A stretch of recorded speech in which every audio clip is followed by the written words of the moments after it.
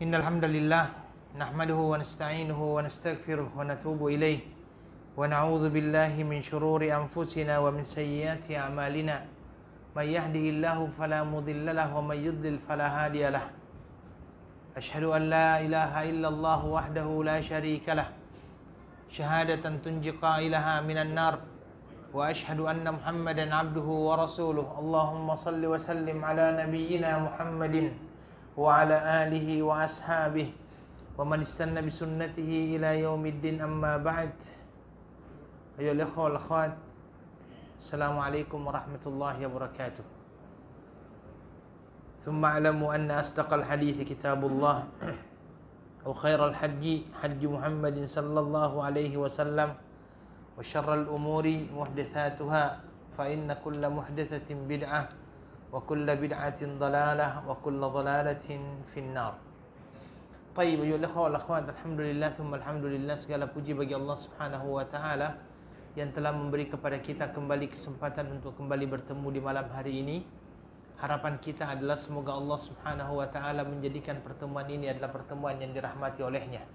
Kita juga berharap mudah-mudahan Allah Subhanahu wa taala memasukkan kita dalam golongan hamba-hambanya yang senantiasa mensyukuri segala nikmat yang Allah berikan kepada kita. Salawat beserta salam kepada Nabi kita Muhammad sallallahu alaihi wasallam, Nabi akhir zaman. Harapan kita adalah semoga kita termasuk orang-orang yang senantiasa mengikuti sunnah-sunnah Rasulullah sallallahu alaihi wasallam. Dan sebagaimana yang disampaikan oleh para ulama bahwa sesungguhnya sunnah Nabi sallallahu alaihi wasallam itu seperti safinatun Nuh ataupun perahu Nabi Nuh. Man rakiba minha naja, barang siapa yang naik di atas perahu tersebut dia akan selamat, dan orang yang tidak mau berarti dia akan tenggelam. Tayyib, ayyuhal ikhwah wal akhwat, pada malam hari ini kembali kita akan melanjutkan pembahasan kita di dalam tafsir suratul Baqarah, dan kita sudah sampai kepada ayat yang ke-117. Saya akan bacakan. A'udzubillahi minasyaitonirrajim. Bismillahirrahmanirrahim. Badi'us samawati wal ard wa idza qada amran fa innama yaqulu lahu kun fayakun. Wa qala alladhina la ya'lamuna laula yukallimuna Allahu aw ta'tina ayah. كذلك قال الذين من قبلهم مثل قولهم تشابهت قلوبهم قد بينا الآيات لقوم يوقنون إنا أرسلناك بالحق بشيرا ونذيرا ولا تسأل عن أصحاب الجحيم. Di dalam ayat ini Allah Subhanahu wa taala menyatakan Allah pencipta langit dan bumi, dan bila dia berkehendak untuk menciptakan sesuatu maka cukuplah dia hanya mengatakan kepadanya jadilah, maka jadilah ia. Tayyib, pertama adalah kata-kata badi', ya, badi'. Badi' dalam bahasa Arab itu artinya mubdi'. Mubdi' itu adalah pencipta sesuatu yang sebelumnya tidak pernah ada. Ya, pencipta sesuatu yang sebelumnya tidak pernah ada, itu badi'. Maka dari kata-kata badi' ini kita juga mungkin pernah mendengarkan kata-kata bid'ah. Jadi bid'ah itu adalah sesuatu yang memang tidak pernah ada contohnya sebelumnya. Badi' Allah Subhanahu wa taala yang maha mencipta sesuatu yang sebelumnya tidak pernah ada, ya. Itu dikatakan badi', badi'us samawati wal ard. Kemudian dikatakan wa idza qada amran fa innama yaqulu lahu kun fayakun, ya. Dan apabila Allah Subhanahu wa taala menghendaki sesuatu, tidak susah bagi Allah Subhanahu wa taala. Dia hanya mengatakan kun, jadilah, maka dia akan menjadi. Ini ayat yang pertama tadi, ya. Dan di sini ya wal akhwat, kata-kata amran, ya, kata-kata kun ini adalah sebuah perkataan yang ketika diperintahkan oleh Allah Subhanahu wa taala min ghairi ta'akhur, tidak akan pernah ada kata delay. Ya, tidak akan pernah ada kata terlambat. Kalau seandainya seseorang mengatakan kun jadilah, mungkin kan dia berproses. Tetapi bagi Allah itu tidak ada langsung kun jadi maka dia jadi. Min ghairi ta'akhur. Ya, tidak ada yang dinamakan dengan delay, keterlambatan. Karena kenapa? Hal tersebut bukanlah sesuatu yang susah bagi Allah Subhanahu wa taala. Kata-kata amran ini memang mufrad. Mufradnya, jamaknya adalah al-umur. Ya, kalau al-umur dia adalah perkara-perkara. Jadi boleh kalau seandainya kita tafsirkan menurut para ulama di sini mengatakan idza qadha sya'nan min syu'unihi subhanahu wa ta'ala fa inna dzalika la yas'ubu alaih.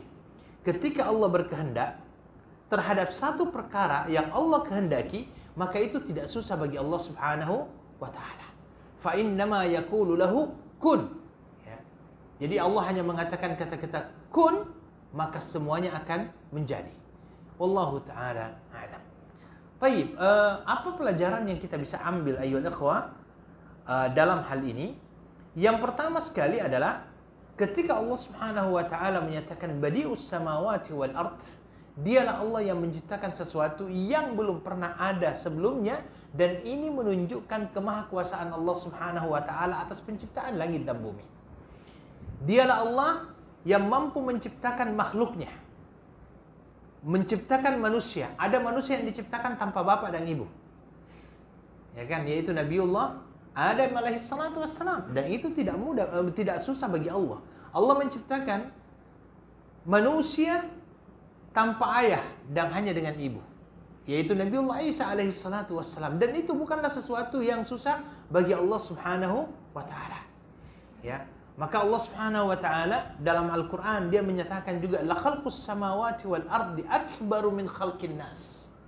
Ketahuilah manusia bahwa sesungguhnya penciptaan langit dan bumi itu, ya, penciptaan langit dan bumi itu lebih besar daripada penciptaan manusia. Penciptaan langit dan bumi itu lebih besar daripada penciptaan manusia, ya. Kemudian yang kedua, ketika Allah menyatakan fa idza qada amran fa innama yaqulu lahu kun fayakun, ini menunjukkan kemahakuasaan Allah Subhanahu wa taala yang tidak ada mustahil baginya untuk mengadakan sesuatu. Allah mengadakan, saya sampaikan tadi, menciptakan manusia tanpa ayah dan ibu. Itu bukan sesuatu yang mustahil baginya. Allah menciptakan yang namanya manusia tanpa ayah, itu tidak mustahil baginya, ya. Dan ayyuhal ikhwah wal akhwat, ini juga adalah merupakan ayat yang menunjukkan keumuman kekuasaan Allah Subhanahu wa taala atas makhluknya, dan ya, bahwasanya apapun yang diciptakan oleh Allah Subhanahu wa taala itu adalah miliknya. Karena itulah ketika kita mengatakan la ilaha illallah, tiada ilah yang berhak untuk disembah, itu banyak sebenarnya pemaknaan yang bisa kita berikan di sana. Tidak ada ilah yang menciptakan selain Allah Subhanahu wa taala. Tiada ilah yang memiliki kecuali Allah Subhanahu wa taala. Tiada ilah yang mempunyai kehendak kecuali kehendak Allah Subhanahu wa taala. Tiada ilah yang memiliki kecuali milik Allah Subhanahu wa taala. Segala apa yang ada di langit dan segala apa yang ada di bumi semuanya milik Allah Subhanahu wa taala. Tidak ada yang dikuasai oleh makhluk. Dan dikarenakan itu, segala apa yang ada di langit dan apa yang ada di bumi itu adalah tunduk dan patuh kepada Allah Subhanahu wa taala. Dia tunduk dan patuh kepada Allah Subhanahu wa taala. Dan kepatuhan di sini, ya, ada yang bermakna am, umum, dan ada yang bermakna khusus. Ya, yang bermakna yang bermakna khusus, bahwasanya segala apa yang ada di langit dan di bumi tunduk dan patuh dan beribadah serta taat kepada Allah Subhanahu wa taala. Sujud, tapi kita tidak tahu bagaimana mereka bersujud. Mereka bertasbih, tapi kita tidak pernah tahu bagaimana makhluk-makhluk ini bertasbih. Makanya di dalam Al-Qur'an dikatakan amman huwa qanitun ana al-laili sajidan wa qa'ima. Ya.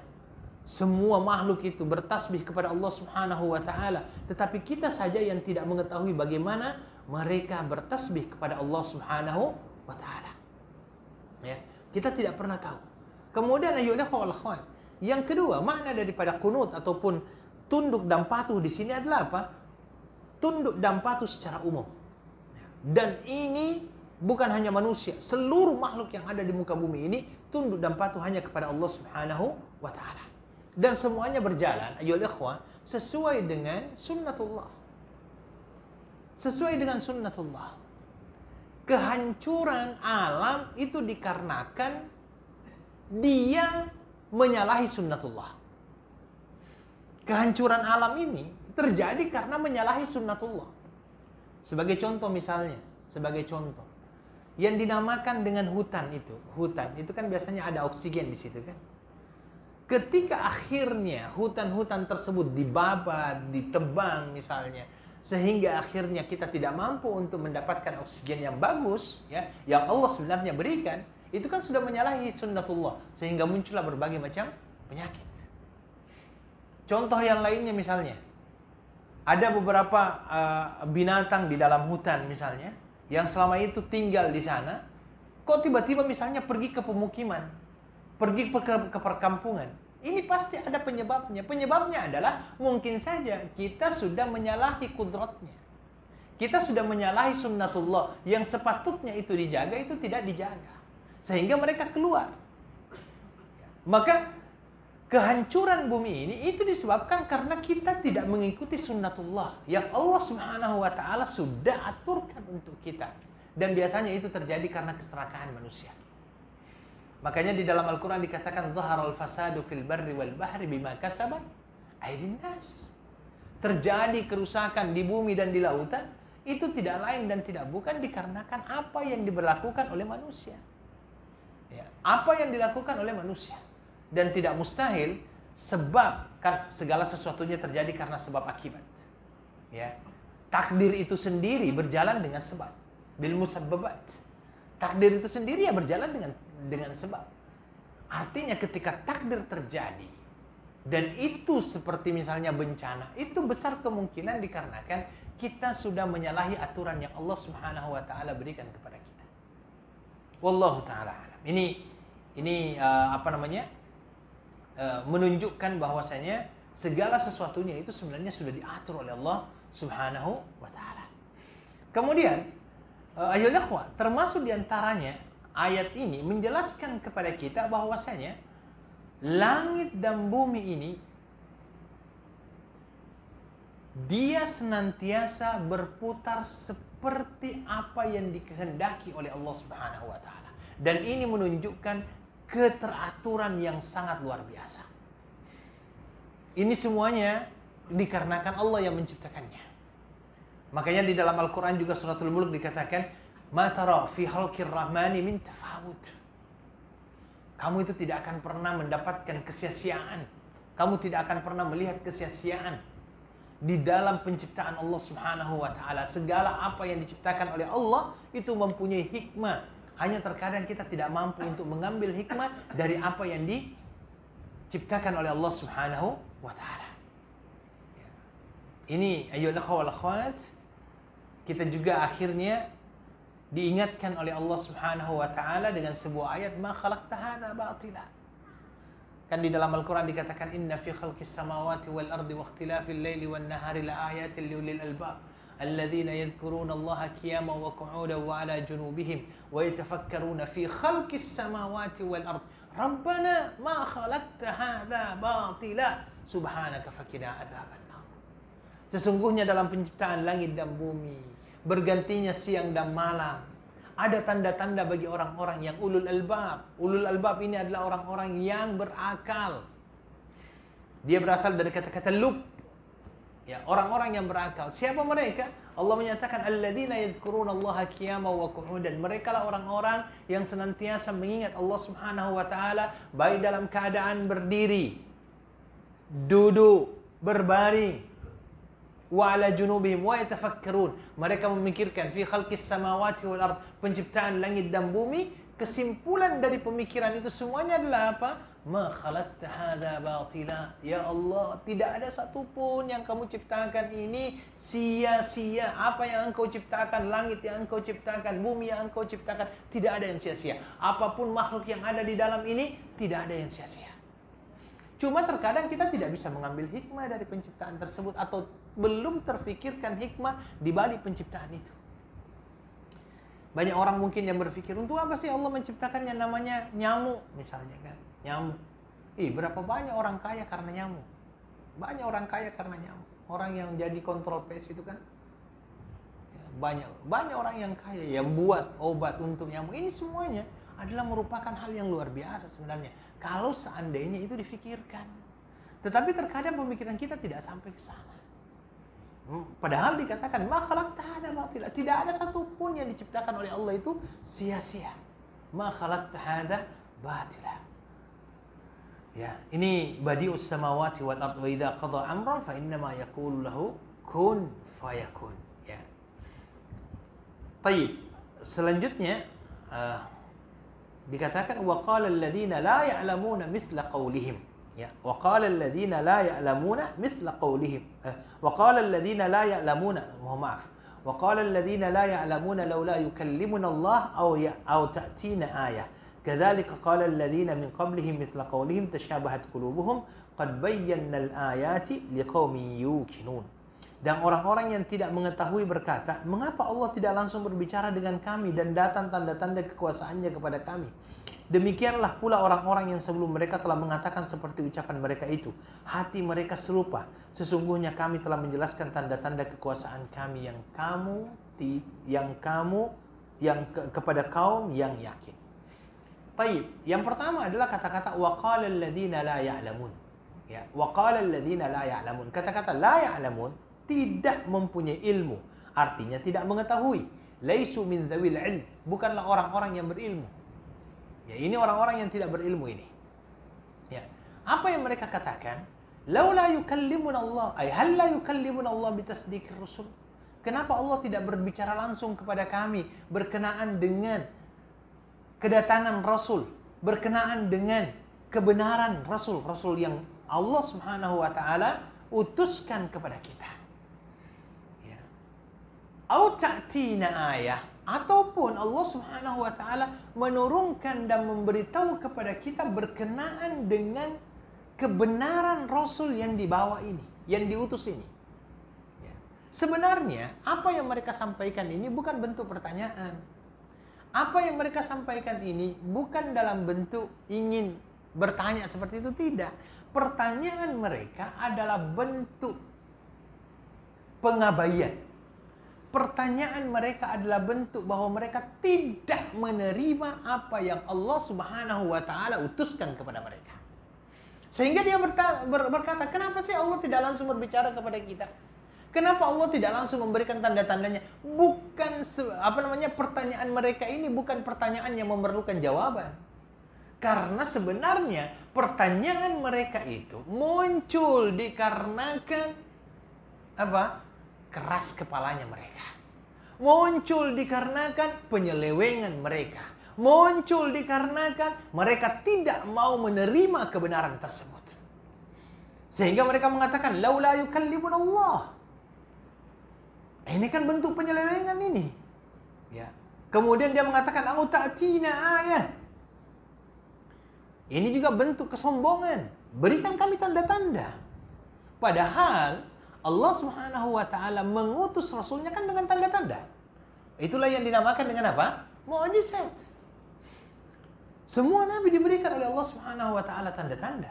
Semua nabi diberikan oleh Allah Subhanahu wa taala pembenar terhadap kerasulan mereka. Seperti misalnya Nabi siapa? Seperti Nabi Nuh misalnya. Diutus oleh Allah Subhanahu wa taala dengan mukjizat. Disuruh membuat yang namanya kapal di atas gunung. Kemudian ditangkap banjir yang sangat besar. Nabi Musa tongkatnya, tangannya. Nabi Isa, siapa lagi? Nabi Muhammad sallallahu alaihi wasallam dengan Al-Qur'an. Semuanya datang dengan tanda-tanda tersebut. Tetapi dengan tanda-tanda itu mereka tetap tidak mau menerima. Jadi apa yang mereka sampaikan seolah-olah mereka bertanya ini bukanlah mereka mempunyai pertanyaan yang memerlukan jawaban, tetapi pertanyaan mereka itu adalah menunjukkan kesombongan dan penyelewengan mereka serta keras kepalanya mereka untuk tidak menerima yang namanya kebenaran.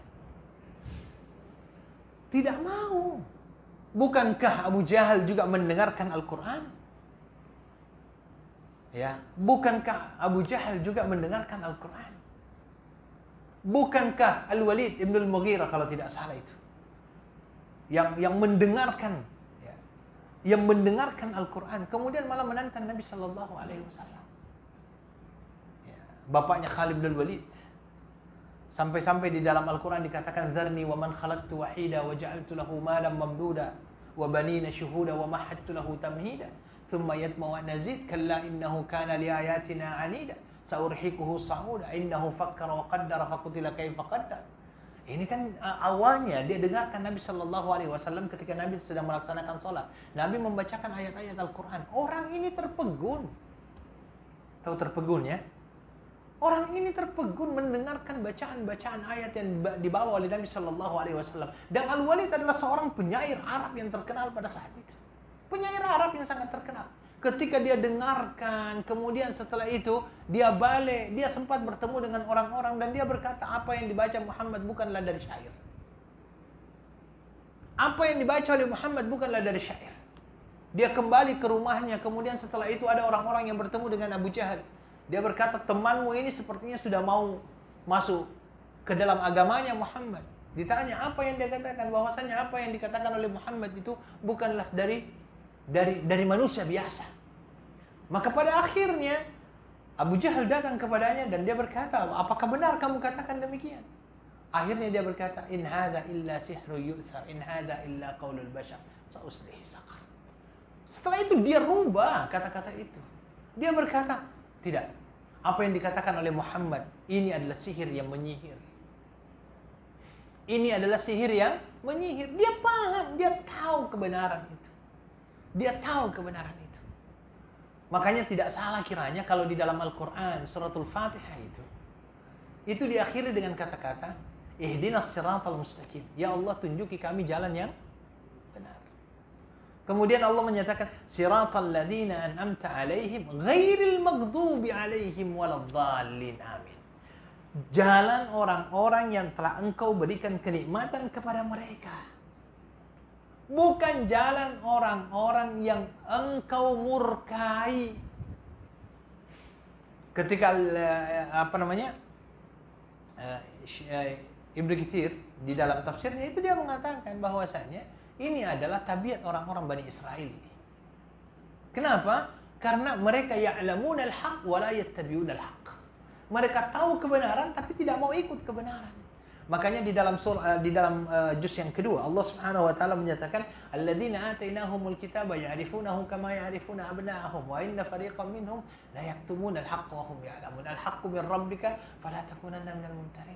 Ada orang-orang yang Allah Subhanahu wa taala berikan kitab kepada mereka, mengenal Nabi Muhammad sallallahu alaihi wasallam sebagaimana mereka mengenal anak-anak mereka. Artinya mereka tahu kebenaran tapi tidak mau ikut kebenaran.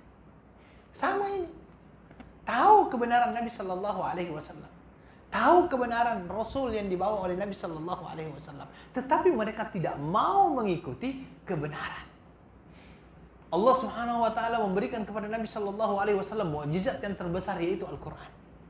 Mereka kenal, mereka tahu, mereka betul-betul paham betapa Al-Quran tersebut adalah kalamullah wa laysa kalamul bashar.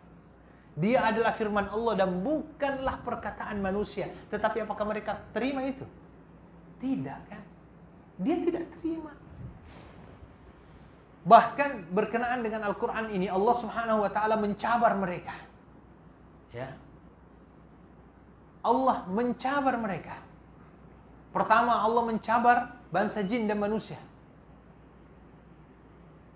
قل إن اجتمعت الإنس والجن ولا أن يأتوا بمثل هذا القرآن لا يأتون بمثله ولو كان بعضهم لبعض ظهيرا. Kalaulah seandainya manusia dengan jin berkumpul untuk membuat seperti Al-Quran ini, mereka tidak akan pernah mampu untuk membuatnya walaupun mereka saling bantu-membantu. Kalau seandainya mereka tidak mampu satu Al-Quran, Allah cabar lagi dengan apa? Satu surah. Satu surah yang dicabarkan oleh Allah Subhanahu wa taala dikatakan qul in kuntum fi raibin mimma nazzalna ala 'abdina fa'tu bi suratin min mithlihi wa da'u syuhada'akum min dunillahi in kuntum shadiqin. Ya. Artinya kalau seandainya kalian ragu dengan kebenaran Al-Quran ini, kalian tidak mau menerima kebenaran Al-Quran ini, padahal Allah Subhanahu wa taala sudah turunkan kepada kalian dari awal saja Allah sudah menyatakan la raiba fi. Apa artinya la raiba fi? Tidak ada keraguan. Jangan ragu. La raiba fi. Tetapi kalau seandainya kalian tetap meragukan Al-Quran ini, ayo bikin satu surah. Allah mencabar, bukan orang Melayu yang dicabar ini. Yang dicabar adalah orang Arab yang pada saat itu terkenal dengan kefasihan bahasanya. Pak, di zaman Nabi itu, di zaman sebelum Nabi lah, sebelum Nabi menjadi Rasul saja, itu ada satu pasar dinamakan dengan Suq Ukaz. Pasar Ukaz itu. Pasar Ukaz itu orang berkumpul di sana.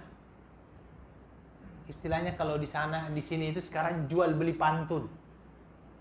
Orang lempar pantun dijawab, orang lempar syair dijawab, gitu. Karena mereka memang masya Allah sangat bagus. Mereka keindahan bahasa mereka itu diakui. Tetapi ketika berada di hadapan Nabi Shallallahu Alaihi Wasallam dengan ayat-ayat yang Allah berikan, tunduk dan patuh mereka. Memang akhirnya ada orang yang mengaku menjadi nabi selepas Nabi Shallallahu Alaihi Wasallam wafat. Termasuk diantaranya adalah Musailamatul Kadzdzab. Ya. Dia menikah dengan seorang yang mengaku juga sebagai nabi, wanita, Sejah kalau tidak salah. Jadi suaminya nabi, istrinya pun mengaku sebagai nabi. Dan bahkan dia mengaku mendapatkan yang namanya wahyu. Dia mengaku mendapatkan namanya wahyu. Ketika ditanyakan, ketika dia berkata, saya dapat wahyu. Oke, apa wahyunya? Oh, surahnya sama dengan surah yang ada di dalam Al-Quran. Suratul Fil juga. Ketika ditanya, mana suratul Filnya? Dia bacalah. Al-filu mal-filu wa ma adraka mal-filu hurtumuhu tawil wa dhanabuhu ghairu tawil. Al-fil, gajah. Mal-fil, apa itu gajah? Wa ma adraka mal-fil. Apa yang kamu tahu tentang gajah? Khurtumuhu tawil, belalainya panjang, wa dhanabuhu ghairu tawil, buntutnya tidak panjang. Itu kan beda sekali. Coba dari pemaknaan sendiri sangat beda. Dia bahkan juga mempunyai surah lain namanya Suratul Difda. Suratul Difda itu surah tentang kodok. Ya, ini masya Allah jauh sekali pemaknaan antara Al-Quran dengan apa yang dia katakan dia dapatkan dari Tuhan mereka. Makanya di dalam Al-Quran dikatakan وَقَالَ الَّذِينَ لَا يَعْلَمُونَ لَوْلَا يُكَلِّمُنَ اللَّهُ أَوْ تَأْتِينَ آيَةٌ. Jadi mereka berkata, orang-orang yang tidak tahu, tidak paham, tidak mengerti, tidak punya ilmu, orang-orang bodoh ini berkata, padahal sebenarnya mereka bukan orang bodoh dalam tanda kutip, mereka tidak paham. Mereka adalah orang-orang yang bisa dikatakan berperadaban secara ilmu pengetahuan, tetapi mereka tidak mau mengambil kebenaran, itulah yang menjadikan mereka bodoh. Dia berkata, kenapa sih Allah tidak langsung berbicara kepada kami? Atau berikan tanda lah bahwa bahwa Muhammad yang diutus ini betul-betul seorang Rasul. Itu yang mereka katakan. Ya saya katakan tadi bahwasanya pertanyaan mereka, permintaan mereka ini bukan menunjukkan keingintahuan mereka, tetapi sebenarnya itu adalah bentuk pengabaian terhadap apa yang Allah Subhanahu wa taala utuskan untuk mereka. Kemudian Allah menyatakan apa? Kadzalika qala alladziina min qablihim mithla qaulihim. Kata Allah, begitulah apa yang mereka katakan sekarang ini, itu juga yang dikatakan oleh orang-orang terdahulu ketika diutus yang namanya Nabi, perkataannya persis sama ini. Ya. Persis sama. Di zamannya Nabi Musa. Di zamannya Nabi Musa, apa kaumnya bilang sama dia? Lan nu'mina laka hatta narallaha jahratan. Musa, kami mau beriman, tapi kami tidak mau beriman sampai kami betul-betul lihat Allah di hadapan kami. Sebenarnya permintaan mereka ini permintaan, kalau boleh katakan itu permintaan yang tidak senonoh, nyeleneh permintaannya, mengada-ngada permintaan mereka itu. Lan nu'mina laka hatta narallaha jahra. Ini sebenarnya bukanlah permintaan yang betul-betul mereka ingin minta, tapi ini adalah kebiasaan para pendusta yang mendustakan para nabi, mengingkari kerasulan para nabi. Ya. Dan inilah yang mereka katakan. Ya. Makanya di sini dikatakan tasyabahat qulubuhum. Tasyabahat qulubuhum. Sama aja, hati mereka itu sama. Wah, zamannya Nabi Musa lagi lebih dahsyat lagi. Kalau di zamannya Nabi Musa itu, Fir'aun itu dapat banjir, bukan hanya banjir air. Al-jarada wal-kummala wad-dafadi'ah. Masya Allah. Di zamannya Nabi Musa itu, yang namanya banjir, bukan hanya banjir air, banjir belalang, banjir kutu. kita tidak bisa bayangkan itu banjir kutu. Ya. Banjir apa lagi? Banjir kata. Masya Allah, ada banjir kata. Itu yang terjadi di zamannya Nabi Musa. Itu yang terjadi. Kaumnya tidak mau percaya dengan kerasulan Nabiullah Musa alaihissalatu wassalam. Dan bukan hanya itu. Kaumnya Nabi Saleh misalnya. Kaumnya Nabi Saleh. Kan apa namanya mukjizatnya? Diutus kepada mereka apa? Naqah. Naqah kan? Naqah itu adalah onta. Ini juga tanda kekuasaan Allah. Jadi kalau seandainya ada orang yang bertanya, binatang apa yang pernah ada di muka bumi tidak diberanakkan? Artinya tanpa apa namanya? Tanpa induk. Nah, jawabannya apa? Ontanya Nabi Saleh. Kan dia tiba-tiba keluar dari apa namanya? Dari bukit begitu kan, batu. Ketika Nabi Saleh ya diutus oleh Allah Subhanahu wa taala dengan naqah. Naqah itu adalah onta. Sebenarnya permintaannya itu waktu itu mudah sekali.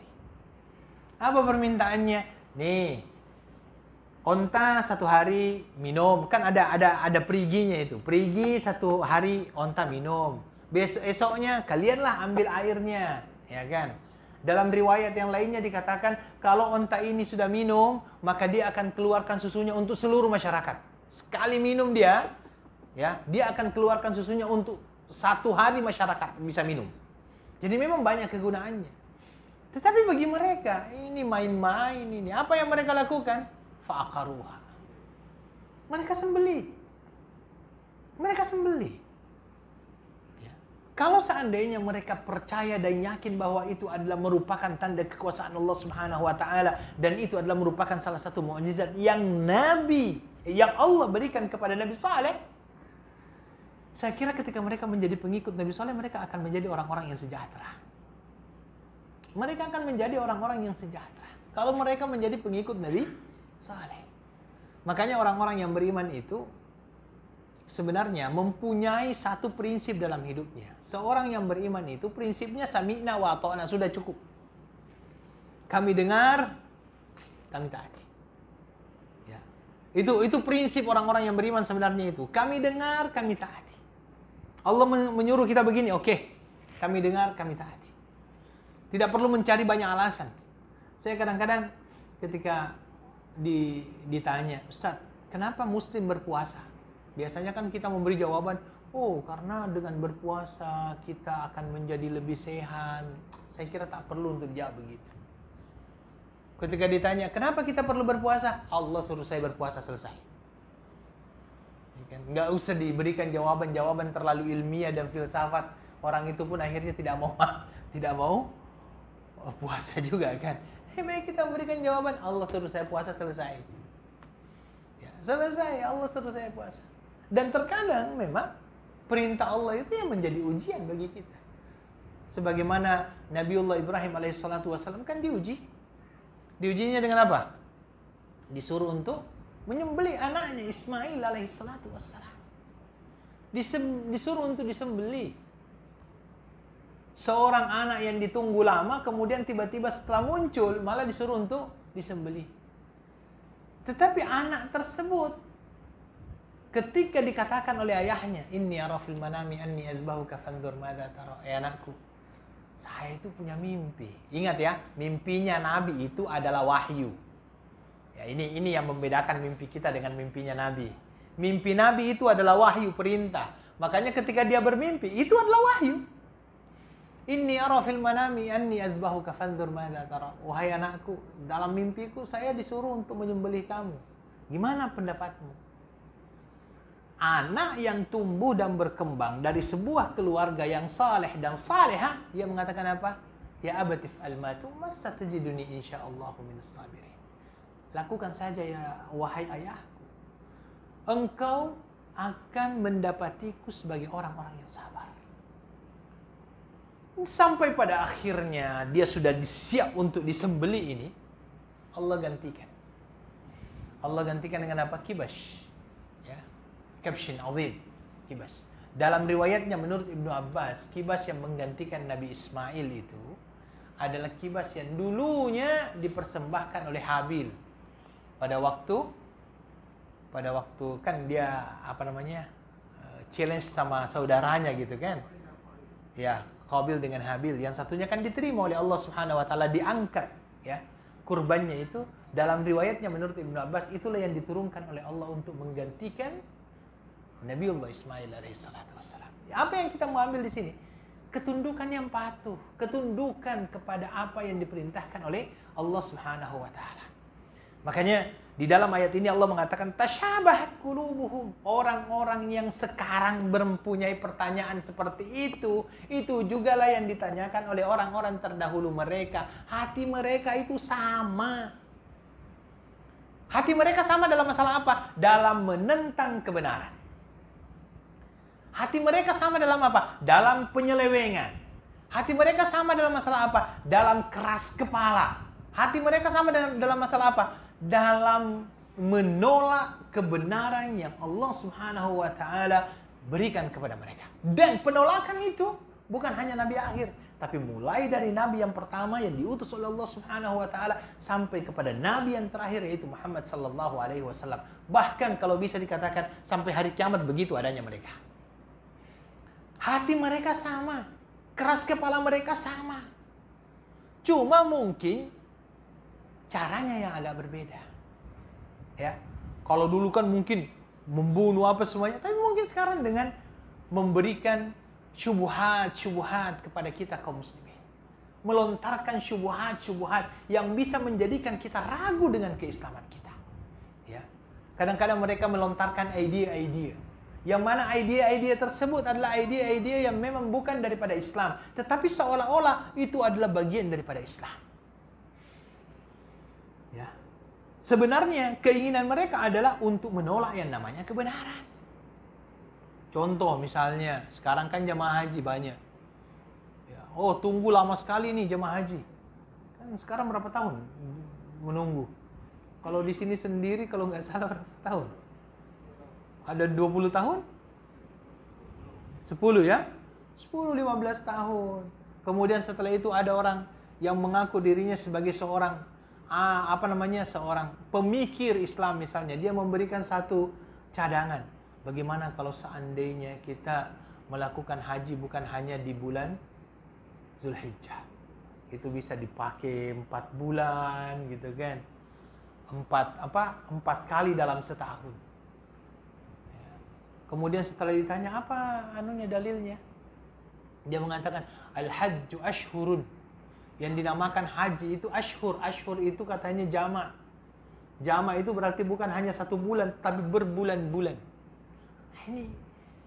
Ini adalah syubhat-syubhat yang dilontarkan. Tujuannya satu, menolak kebenaran.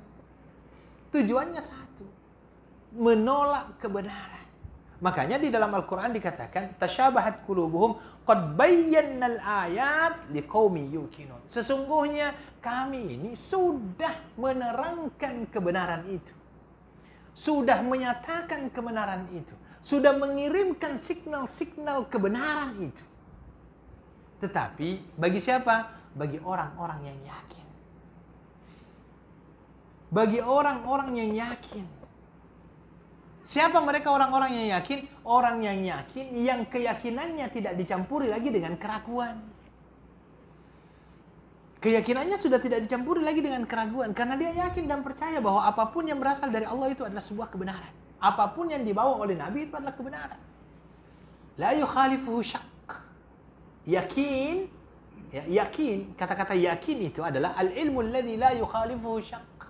Ilmu yang tidak bercampur lagi dengan keraguan. Kalau seandainya masih ada keraguan di dalam hati, ini bukan yakin namanya. Ya, kalau masih ada keraguan dalam hati, ini bukan yakin namanya. Maka orang-orang yang yakin ini yang tahu, yang memahami hakikat daripada kebenaran tersebut. Tayyib, ayolah ikhwah, apa yang kita bisa ambil pelajaran dari sini? Yang pertama sekali adalah anna ahlal batil yujaliduna bil batil. Orang-orang batil, orang-orang yang salah akan senantiasa mempertahankan kesalahannya. Dan dia akan berhujjah dengan kesalahan yang mereka punyai. Karena sebenarnya orang-orang yang seperti ini bukan mencari sebuah kebenaran, tetapi mencari pembenaran. Nah, beda ya, mencari kebenaran dengan mencari pembenaran.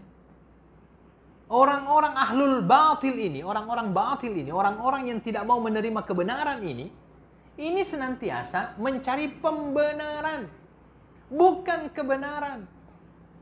Jadi apa yang mereka yakini, dia cari pembenarannya. Oh ya, pembenarannya begini, pembenarannya begini. Dan itu semuanya muncul dari yang namanya kesombongan. Karena yang dinamakan dengan kesombongan kan kata Nabi Shallallahu Alaihi Wasallam simple. Ketika Nabi Shallallahu Alaihi Wasallam dinyatakan apa itu kebenaran, kesombongan, Nabi Shallallahu Alaihi Wasallam mengatakan al-kibru batarul haq wa ghamtun nas. Yang dinamakan dengan kesombongan itu adalah batarul haq, menolak kebenaran. Kesombongan itu menolak kebenaran, wa ghamtun nas, menganggap orang lain itu rendah. Ya. Dan ayolah wal akhwat,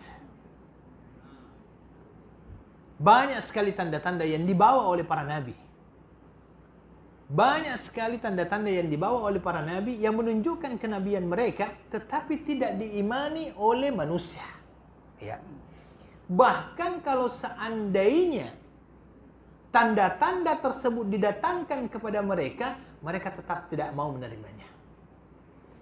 Ya, makanya di dalam Al-Quran dikatakan innal ladzina haqqat alaihim kalimatu rabbika la yu'minun walau ja'atuhum kullu ayatin hatta yarawul adzabal alim. Jadi kalau seandainya seluruh tanda-tanda kenabian itu didatangkan kepada mereka, mereka juga tetap tidak akan menerima, tetap tidak akan beriman mereka. Sampai di dalam ayat itu dikatakan hatta yarawul adzabal alim, sampai mereka lihat sendiri azab yang pedih itu di hadapan mereka. Barulah mereka menyadari bahwa betapa sombongnya dan ingkarnya mereka terhadap yang namanya kebenaran. Ya.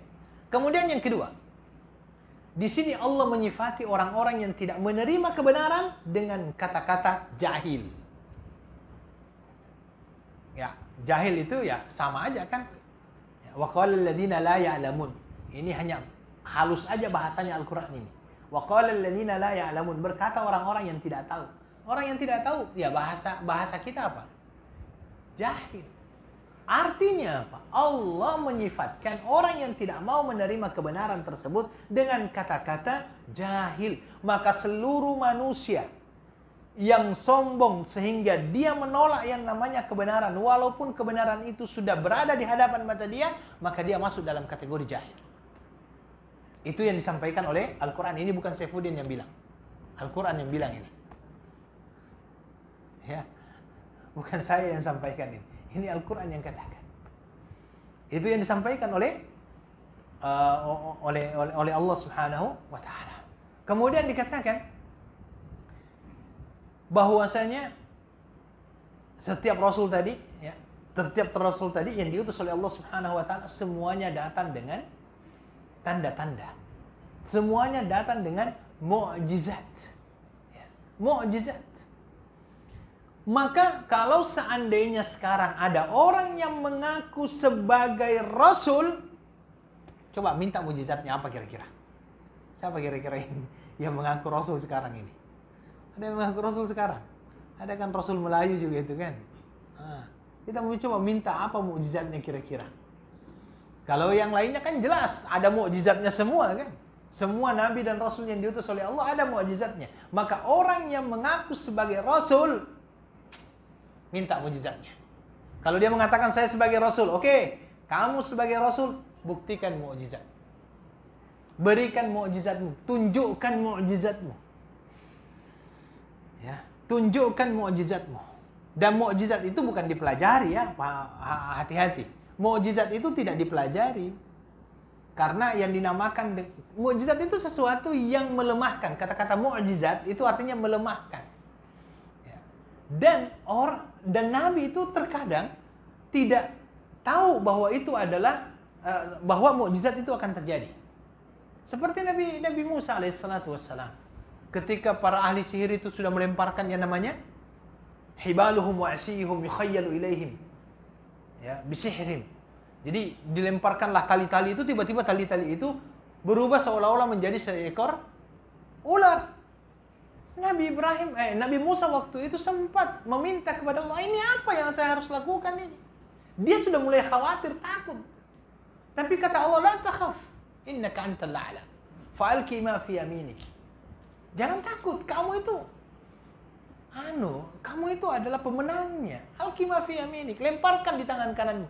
Ketika dilemparkan, fa idza hiya hayyatun tas'a. Tiba-tiba menjadi ular beneran. Tiba-tiba menjadi ular beneran. Dan itulah yang akhirnya memakan ular-ular kecil ini. Apa yang terjadi? Ahli sihir tahu sihir. Ahli sihir paham sihir. Ketika dia lihat ular yang memakan hasil sihir mereka itu ular beneran, bukan ular jadi-jadian, yang terjadi dia tunduk. Dia sujud kepada yang menciptakan Nabi Musa alaihissalatu wassalam. Karena dia tahu, ini kebenaran ini. Ini kebenaran. Tetapi bagi Fir'aun, ini bentuk penyelewengan. Tidak loyal. Ya, tidak loyal. Apa yang akhirnya dilakukan oleh Fir'aun? Dibunuh tukang-tukang sihir tersebut. Tukang sihir tahu, paham itu, bahwa yang dibawa oleh Nabi Musa apa? Kebenaran. Seperti itulah sebenarnya itu. Maka kalau sekarang ada orang yang mengaku sebagai seorang nabi, seorang rasul, minta tandanya. Karena memang ayolah akhwat, kita perlu paham bahwa orang yang mengaku rasul wajib ada. Kenapa saya katakan wajib ada? Karena kalau tidak ada, apa yang disampaikan oleh Nabi tidak benar. Nabi sudah sampaikan bahwasanya sepeninggal saya akan ada orang-orang yang mengaku sebagai seorang Nabi. Ya, ada orang-orang yang mengaku sebagai seorang Nabi. Maka ini yang mengaku sebagai Nabi, ini wajib ada. Ya, untuk menjadikan pembuktian terhadap apa yang disampaikan oleh Rasulullah sallallahu alaihi wasallam. Dan memang sudah ada.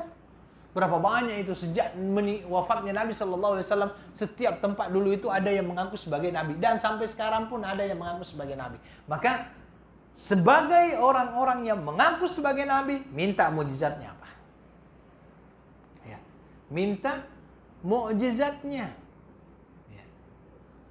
Maka ya wal akhwat, itu yang disampaikan oleh Allah Subhanahu wa taala. Kemudian perkataan ahlul batil itu semuanya sama. Perkataan ahlul batil itu semuanya sama. Sama dalam bentuknya itu sama. Ya. Contohnya saja, nabi-nabi mereka itu dikatakan sebagai penyair atau dikatakan sebagai tukang sihir. Itu bukan pertama diberikan kepada Nabi Muhammad sallallahu alaihi wasallam yang dikatakan sebagai seorang tukang sihir. Sebelum-sebelumnya juga nabi-nabi itu dikatakan tukang sihir atau orang gila. Ya. Makanya di dalam Al-Quran dikatakan, "Kadzalika ma atal ladzina min qablihim min rasulin illa qalu sahirun aw majnun." Tidaklah diutus orang-orang sebelum Nabi sallallahu alaihi wasallam diutus ini seorang nabi kecuali umatnya itu akan katakan dia penyihir. Itu yang pertama. Yang kedua, majnun. Apa artinya majnun? Gila. Majnun, gila. Bayangkan, ya. Coba kita bayangkan ya. Nabi sebelum diutus menjadi seorang nabi, orang taunya beliau adalah seorang al-amin. Betul kan? Beliau kan yulaqab bil amin, digelari dengan al-amin. Orang yang terpercaya. Sampai-sampai pada waktu untuk menyelesaikan sengketa siapa yang berhak untuk meletakkan Hajar Aswad di tempatnya itu kan akhirnya beliau yang dipercaya. Tetapi ketika beliau akhirnya mendakwakan kebenaran yang berasal dari Allah, Al-Amin langsung berubah menjadi penyair, tukang sihir, orang gila. Itu yang disampaikan. Itu yang disampaikan. Tetapi ini adalah sebuah resiko dalam sebuah dakwah. Makanya kalau ada ustadz yang tidak ada dia maunya disuka semua sama orang, tidak ada orang yang benci dia, itu sudah keluar dari sunnatullah itu. Yang dinamakan ustadz itu pasti ada pembencinya. Ya, namakan ustadz itu pasti ada pembencinya. Paling tidak pembencinya adalah orang-orang yang tidak suka kebenaran. Tidak suka mendengarkan apa yang disampaikan. Ya. Nabi, orang yang sangat baik pun ada pembencinya. Apalagi kalau hanya seorang ustadz saja. Pasti ada pembencinya. Seperti itu. Dan itu adalah merupakan hal yang memang wajar. Karena Nabi SAW sudah melewati itu semuanya. Sudah melewati itu semuanya. Tetapi jangan juga merasa, kadang-kadang juga ada ustadz yang merasa dia belum mencapai derajat keustasan kalau seandainya tidak ada orang yang menentang. Ya kan? Kadang-kadang juga ada yang seperti itu. Wah, kalau sudah ada yang menentang, alhamdulillah, saya sudah mengalami berbagai macam ujian, ditentang sana sini. Bangga dia. Ini juga jangan seperti itu. Jangan sampai itu menjadi sebuah kesombongan. Oke, apalagi sampai menyamakan dirinya dengan Nabi. Sama, kita ini sama, kita ditentang sama dengan Nabi. Jauh sekali kita dengan Nabi Sallallahu Alaihi Wasallam. Ya, maka ya ikhwah, kalau kita mencoba untuk melihat apa yang disampaikan oleh orang-orang yang terdahulu yang menentang kerasulan, itu juga lah yang dihadapi oleh Rasulullah Sallallahu Alaihi Wasallam. Para nabi dahulu dihujat, nabi dahulu dicemooh, nabi dahulu ada yang disiksa, bahkan ada yang dibunuh, disembelih. Itulah yang dihadapi juga oleh Rasulullah Sallallahu Alaihi Wasallam. Nabi ketika pergi berdakwah ke Taif, apa yang terjadi? Dilempar. Ketika berperang pada waktu perang Uhud, masuk ke dalam lubang, dilempar juga, giginya patah. Itulah perjuangan Rasulullah Sallallahu Alaihi Wasallam. Ya. Bahkan ayyuhal ikhwah, terkadang ada orang yang sudah benar malah dikatakan sesat. Ya. Yang mengatakan itu siapa? Orang sesat. Jadi orang sesat mengatakan yang benar itu sesat. Yang sesat malah menjadi orang benar. Ya. Bahkan di zamannya Nabi Lut itu, ya, di zaman Nabi Lut itu, Masya Allah, itu kaumnya Nabi Lut menganggap Nabi Lut itu sebagai orang yang sok suci. Tahu sok suci? Pura-pura suci.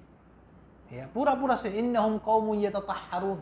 Sudahlah, itu dia adalah orang-orang yang mengaku dirinya suci, katanya kan. Nah, itu kata-katanya. Nah, sekarang sama. Ya, ketika ada orang yang melaksanakan sholat tepat waktu, ini soleh lah, pura-pura soleh, kadang-kadang seperti itu. Ya, bahkan ada kadang-kadang kata-kata yang menyakitkan. Dia mengatakan, tak perlulah terlalu soleh, nanti surganya terlewat. Ya, itu kan kadang-kadang. Ini hal-hal yang banyak kita dengarkan, dan ini adalah perkataan ahlul batil. Tujuannya adalah menolak kebenaran.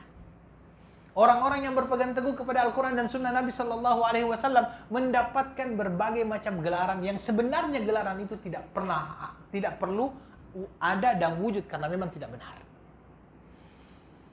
Banyak seperti itu. Oke? Kemudian ayyuhal ikhwah wal akhwat, ada satu pembelajaran yang sangat berharga juga, bahwa apa yang dikeluarkan oleh mulut itulah apa yang ada di dalam hati. Apa yang dikeluarkan oleh mulut itulah apa yang ada di dalam hati. Karena orang-orang yang menentang kebenaran tadi, apa yang mereka katakan itu adalah gambaran dalam hati mereka. Makanya hati itu merupakan gambaran daripada keseluruhan jism kita ini. Ini saya ulangi berkali-kali, ini sering saya ulangi. Itu saya senantiasa teringat dengan perkataannya Agim yang dari Indonesia, itu pendakwah. Dia berkata begini, hati manusia itu seperti satu tempat yang akhirnya dia akan nampak dari sebuah perkataan. Kalau kata dia, kalau hatinya itu kebun binatang, zoo, maka yang keluar nama binatang. Ya mohon maaf, yang keluar dari mulutnya itu nama binatang. Suruh anaknya pakai nama binatang ini, caci orang lain, itu. Karena hatinya apa? Zoo. Kalau hatinya itu tempat sampah, yang keluar adalah kotoran. Kalau hatinya tempat sampah, yang keluar itu adalah kotoran. Tetapi kalau hatinya itu adalah sesuatu yang baik, yang keluar juga adalah sesuatu yang baik dari mulutnya. Kenapa? Karena sesungguhnya mulut ini adalah gambaran apa yang ada di dalam hati seseorang. Makanya hati-hati. Hati-hati dengan hati kita. Ya. Jagalah hati. Jangan sampai, dan kita perlu berhati-hati dengan hati. Ya, hati-hati dengan hati. Karena hati ini adalah gambaran apa yang ada di dalam diri manusia. Makanya di dalam Al-Quran tadi dikatakan kadzalika qala alladziina min qablihim mithla qaulihim tasyabahat qulubuhum. Itulah yang dikatakan oleh orang-orang sebelum mereka, hati mereka sama busuknya. Ya. Hati mereka sama busuknya. Dan itu yang disampaikan oleh Nabi sallallahu alaihi wasallam dengan mengatakan ala wa inna fil jasadi mudghah. Ketahuilah bahwa sesungguhnya di dalam hati manusia ada segumpal darah, idza saluhat, kalau ianya baik, bersih, saluha sairu amalih. Yang lainnya baik. Wa idza fasadat, kalau itu rusak, fasada sairu amalih. Semuanya rusak. Ala wahyal qalb. Itu adalah hati. Selanjutnya, ayat ini juga merupakan tasliyah. Tasliyah itu apa? Hiburan untuk Nabi. Bagaimana kita mengatakan itu adalah hiburan untuk Nabi? Jadi Nabi itu ditentang oleh kaumnya. Dicaci oleh kaumnya. Disakiti oleh kaumnya. Disiksa oleh kaumnya. Allah memberikan kepadanya hiburan. Hei Muhammad, kamu sekarang dapat begitu ya? Iya. Sabar. Apa yang kamu dapat sekarang itu juga lah yang didapat oleh orang-orang sebelum kamu. Itulah Nabi. Jadi Nabi itu merasa, oh iya, saya tidak sendirian. Seluruh Nabi begitu ternyata. Jadi ini hiburan untuk Rasulullah.